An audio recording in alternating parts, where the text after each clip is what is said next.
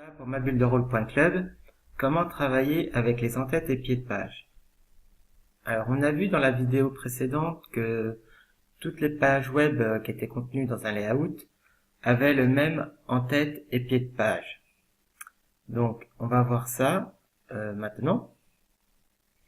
Donc par exemple, si je vais dans l'en-tête de la page Home et que je change la couleur de fond. Donc je vais dans le header qui est sélectionné avec la petite coche. Je clique sur Paramètres.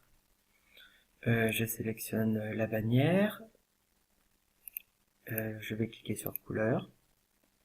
Et on va changer, par exemple, en bleu. OK. On va faire pareil pour le pied de page. Clic droit sur le pied de page. Apparence. Paramètres. Je sélectionne. Et je choisis la couleur bleue. Ok, donc maintenant sur notre page web, on a l'en-tête et le pied de page qui est en bleu. Si je crée une nouvelle page web dans ce layout, donc on est dans le layout défaut, et je vais créer une nouvelle page. On va l'appeler page 3, et on confirme. Donc, on arrive automatiquement sur la page 3, et comme tu peux voir, l'en-tête et le pied de page possèdent les mêmes caractéristiques que sur le Home. Ok. Et ce qu'on peut faire aussi, c'est par exemple insérer une image. Par exemple, ça pourrait être le cas d'un logo.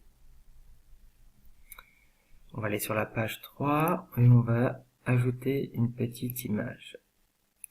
Hop. On va changer l'image.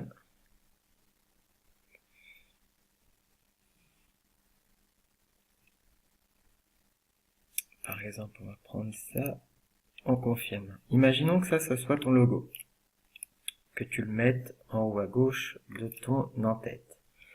Tu as un message qui t'alerte que toutes les modifications que tu fais là, sur ton en-tête, sur cette page, va modifier aussi les en-têtes des autres pages de ton layout. Donc, tu peux refermer et on va vérifier. Donc, sur la page 2, voilà, tu vas retrouver ton logo. Et sur la page Home, tu vas retrouver aussi ton logo. Alors, tout ce que l'on voit pour le pied de page, pour l'en-tête de page, excuse-moi, est valable pour le pied de page. Donc, si on met une image dans le pied de page, on va le retrouver dans la page 2, comme tu peux le voir, et dans la page 3. Voilà. Donc en résumé, qu'est-ce qu'on retrouve souvent dans un en-tête et pied de page? On va retrouver par exemple le logo de ton site, qui va se répéter sur toutes les pages. On va retrouver par exemple le menu pour naviguer sur ton site. On va retrouver par exemple en fait toutes les informations qui ne varient pas, par exemple ton adresse, ton numéro de téléphone, ça peut être tes adresses de tes réseaux sociaux, des liens vers les pages de conditions générales de vente, toutes ces choses-là qu'on peut mettre dans le pied de page et qui se répètent de page en page dans ton layout. Alors maintenant, si on va voir dans le layout blog.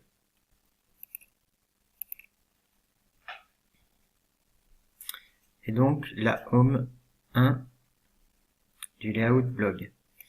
Lorsque tu cliques droit dessus, tu vas sur apparence, tu auras la possibilité de choisir par exemple l'en-tête qu'on a configuré pour le layout défaut, ou alors tu pourras configurer son propre en-tête.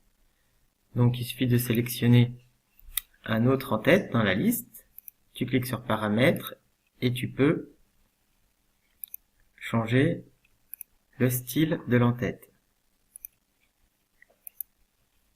OK. Et donc, ce style-là se répétera sur toutes les pages du layout blog. Par exemple, si on va sur la page 2, voilà. Et pareil pour le layout espace membre. Si tu veux que l'entête soit différente du blog ou du site, il suffit d'aller sur la page de l'espace membre.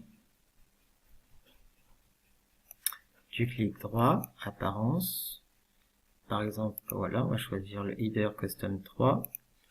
Tu le customises. Par exemple, tu choisis marron. Tac. Et donc, toutes les pages de l'espace membre auront un header marron.